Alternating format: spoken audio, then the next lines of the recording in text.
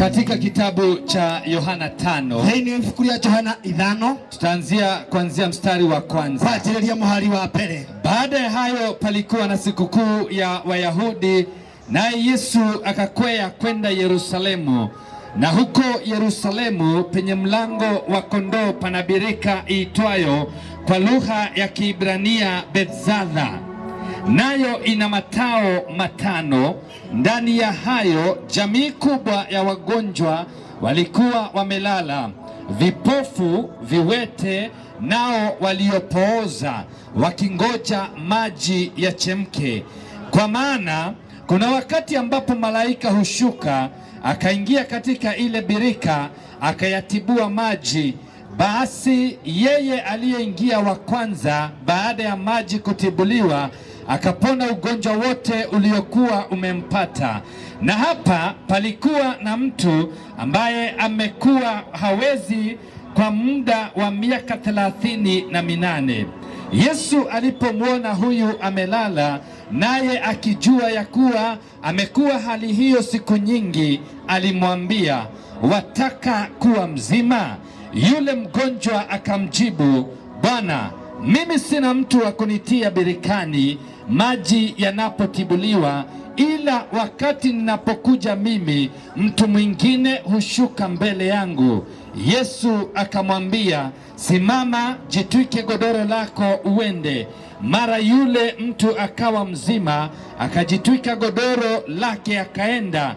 Nayo ilikuwa ni siku ya Sabato hiyo. Omba kwa sababu ya neno. Baba, katika jina la Yesu Kristo, asanti kwa sababu ya neno lako, maana ni uzima. Amen. Asanti kwa sababu ya neno lako, maana ni uhai. Amen. Asanti kwa sababu ya neno lako, maana ni tumaini. Yes. Tunakutukuza na hata tunakuinua. Amen. Nena pamoja na nafsi zetu. Yes. Nena pamoja na mawazia yetu. Amen. Tumishi wako wakati anakuwa ananena. Yes. Tumie kadri na mapenzi yako. Yes. Na mapenzi yako yakatimike. Yes. Katika jina la Yesu. Amen. Baba yetu, pokea sifa na utukufu. Maana umetenda.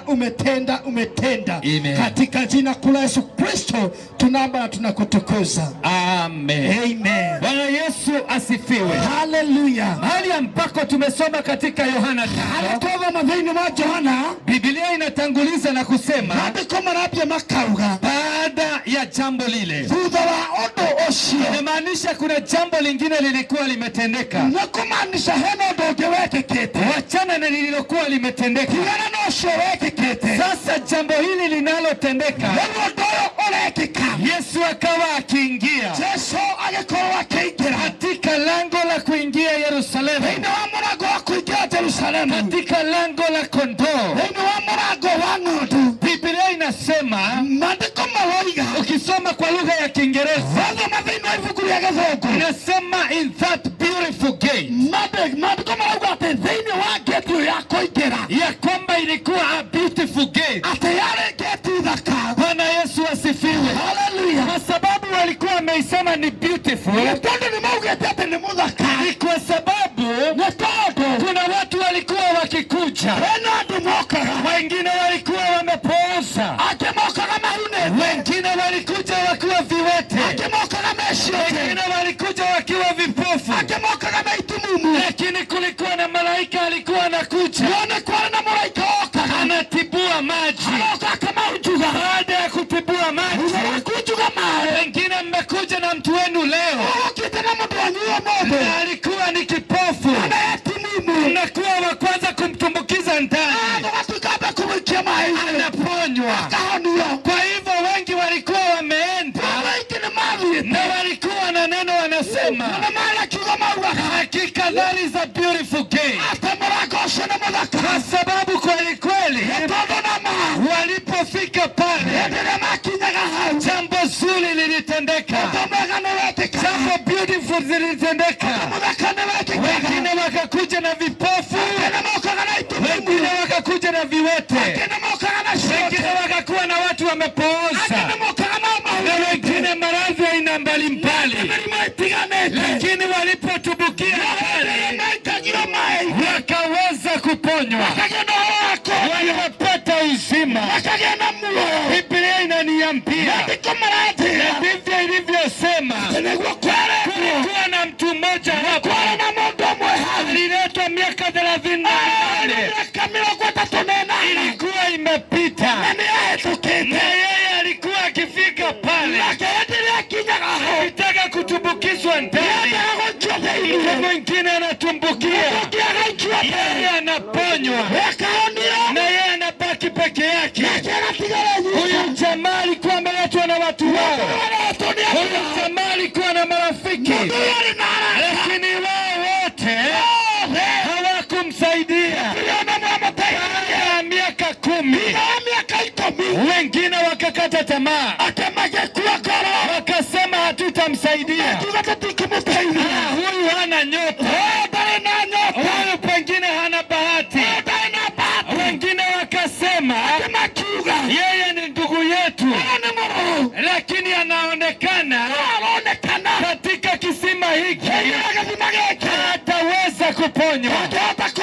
Wakaondoka wakaenda, marafiki wakakuja, majirani wakakuja.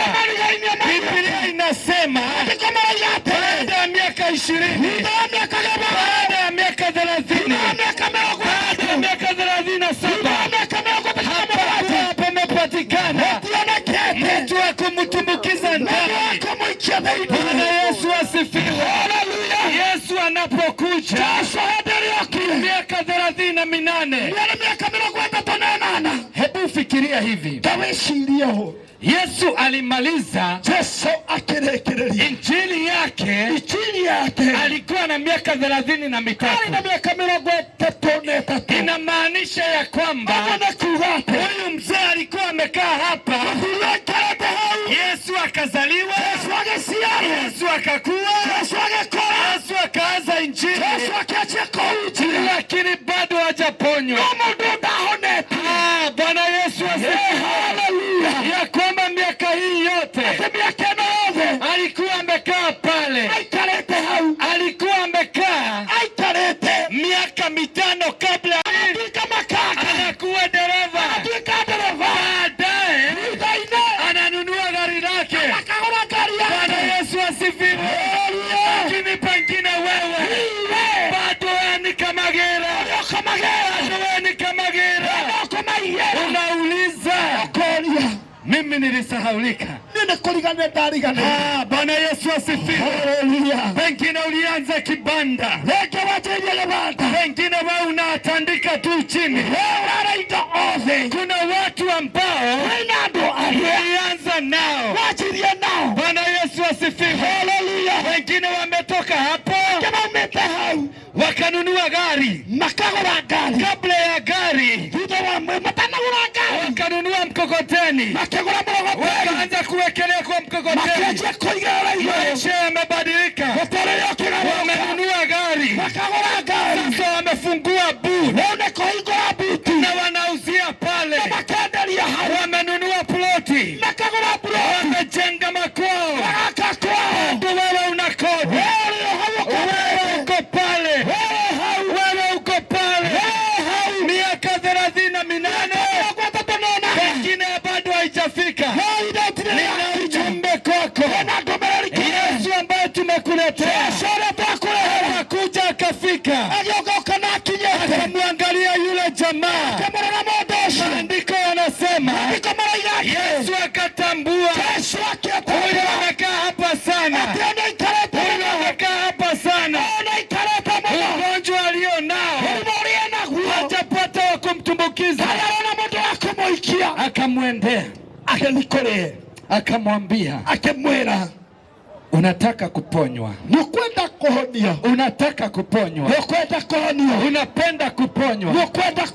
Huyu jamaa kwa hakika alivyojibu, hata wewe ungejibu hivyo, hata wewe ungejibu hivyo, kwa sababu pengine malaika alikuwa amekuja jana, pengine alikuwa amekuja jana, na kuna jamaa alimtumbukiza mwingine,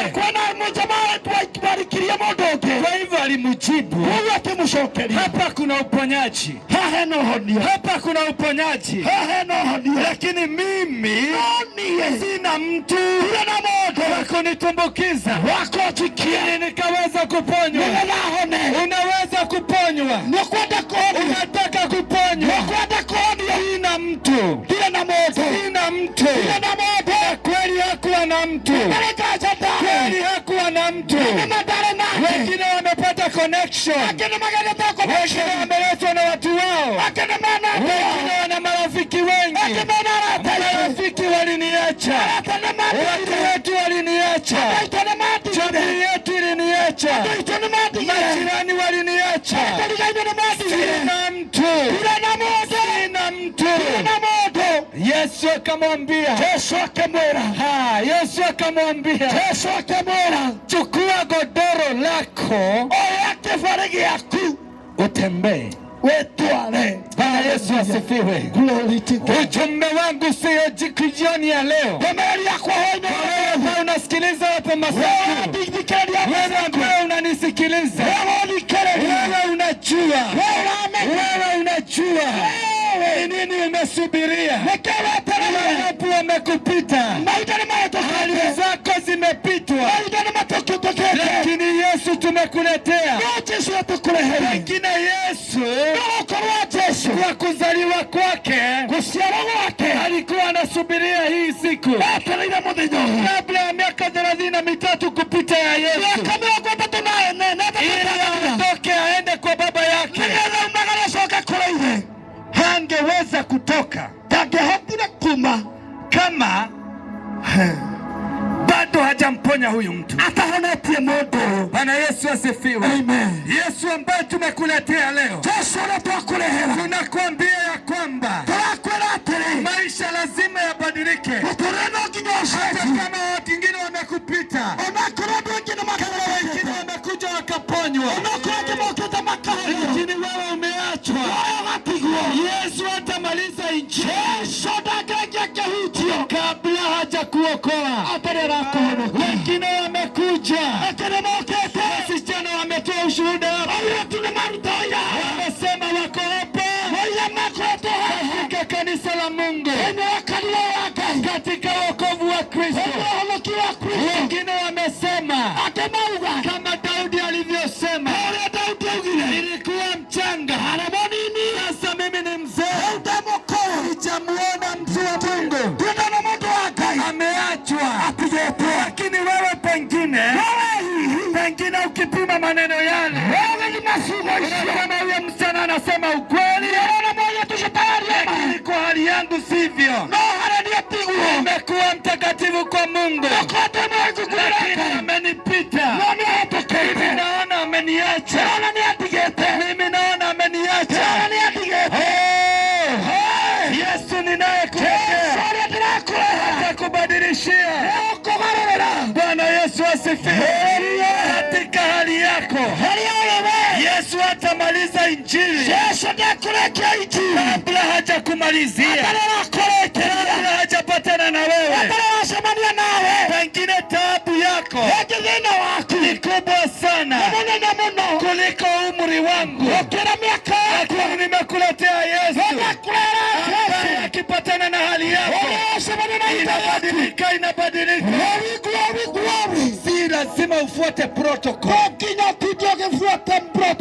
Protocol ni kwamba lazima malaika akuje, atibue maji, watu wakuchukue, kutumbukiza ndani, na hiyo ni protocol. Na kweli it's a beautiful gate, kwa sababu wengine wanakuja na inatendeka hivyo. Lakini Yesu anakwambia yeye hatafuata protocol. Lakini huyu jamaa alipiga hesabu, uko peke yako, wewe uko peke yako.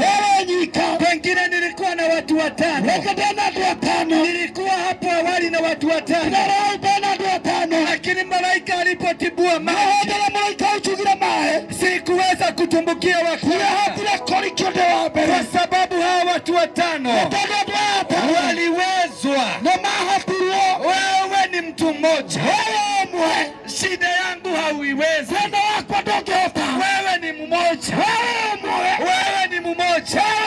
Yesu akamwambia si lazima utubukie ndani, utasubiri malaika atibue maji. Hatungojea sasa, hatungojei sasa malaika ashuke akuje atibue maji. Hatungojei sasa. Chukua godoro lako na sasa uenende. Yule jamaa akasikia nguvu imemjaa, akachukua godoro lake akaondoka akaenda akisifu. Kuna jambo moja linanifurahisha mahali ambapo tumemalizia. Nimesema ya kwamba na ilikuwa siku ya Sabato, na ilikuwa siku ya Sabato. Leo ni Sabato, leo ni Sabato, leo ni Sabato, leo ni Sabato. Uchumbani wako, hali yako ulionayo, miaka mingi umesubiria, ugonjwa ulionao umesubiri miaka mingi. Yesu anakuambia Sabato haitapita kabla taabu haijaisha, kabla shida yako haijaisha. Ni ujumbe kwako ambayo umeipitia kwa muda mrefu, umekosa wasaidizi, malaika umemsubiria, kweli anakuja, lakini akikuja haelekei kwako peke yako, anakuja kwa wengine wote. Katika kijiji cha Masaku wa kwanza akitubukia ndani anaponywa, anaenda na ushuhuda akisema it's a beautiful girl. Wewe unasema pengine ni beautiful kwao, lakini kwangu si beautiful. Kwangu si beautiful. Kwangu sio beautiful. Kwangu sio beautiful. Leo nakwambia hata wewe unaenda na ushuhuda mpya, lakini walivyosema ya kwamba it's a beautiful girl, hata wewe unaenda na ushuhuda mpya. Siku ya Sabato, siku ya Sabato, kabla Yesu amalize kazi, utaenda na ushuhuda. Bwana Yesu asifiwe. Watu wa Masaku, hili ni lango ya kuingia kijiji cha Gitambaya. Hili ni lango ya kuingia Roiro. Hili ni mlango ya kuingia Tatu City. Huu ni mlango ya kuingia sokoni. Huu ni mlango, kubali uwe mlango wa maisha yako. Yesu amekuja, Yesu amekuja. Tumekuletea Yesu, tumekuletea Yesu, tumekuletea Yesu. Haleluya, haleluya. Yesu akazaliwa, Yesu akakua, Yesu akakuwa mkubwa, akafikia mahali hata ya sasa akabatizwa, ikafikia mahali akaanza huduma miaka 33. Lakini kabla hajamaliza kazi alipatana na huyu jamaa.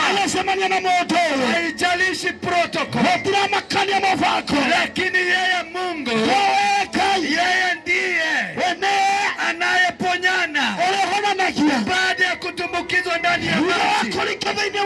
Sasa uhitaji utumbukizwa ndani ya maji, unahitaji Yesu. Yesu peke yake. Na tumekuletea huyu Yesu. Hata kauli leo ni mwanzo wa mwaka, ni mwanzo wa Injili. Tulikuwa hapa mwaka jana, sasa tumeanza mwaka mwingine. Tumeanza hapa Masaku. Wengine ni kwa sababu yako. Wewe ni kama Gera, unaendia gari, umetandika chini, unaleta shaki, unauza nguo, unaendia nguo, viatu, matunda, nyanya, mboga, au unatembea tumekuja kwa sababu yako, kwa sababu injili haikamiliki kabla hujabadilishiwa maisha, kabla hujabadilishiwa maisha. Haleluya, Bwana Yesu asifiwe. Karibia, karibia tukupatanishe na Yesu, tukupatanishe na Yesu, na ukipatana na yeye maisha yako yatabadilika. Unaweza ukawa huko kanisani, wengine wamekuja wameokoka, wakaokoka jana, leo wanabadilishwa maisha. Wamekaa kanisani miaka mingi, unasema kaidariganirwo ikuri Ngai, kwani nilisahaulika kwa Mungu, kwani Mungu alisahau na mimi. Ujumbe wangu leo, kabla hajamaliza injili, kabla hajamaliza injili, katika lango hili atabadilisha maisha yako. Wengine umepitwa na wengi, wengine walikuja shule wakasoma, wakamaliza, wakapata kazi, lakini wewe na digrii yako na diploma yako na masters yako, wewe bado una kazi. Neno langu ni hili ya kwamba Yesu amalizi injili kabla hajakutatulia.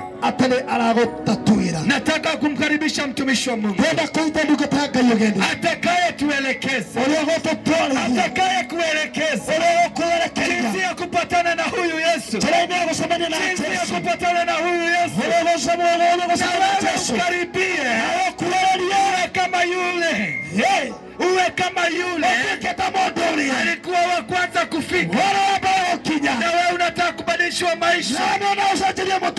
Kama umeokoka, kama hujaokoka, unataka maisha yabadilishwe, pengine una ugonjwa, pengine una ugonjwa, pengine una jambo linakusumbua, ya kwamba ukaribie ili mtumishi wa Mungu anapokuja akupatanishe na huyu Yesu. Haleluya,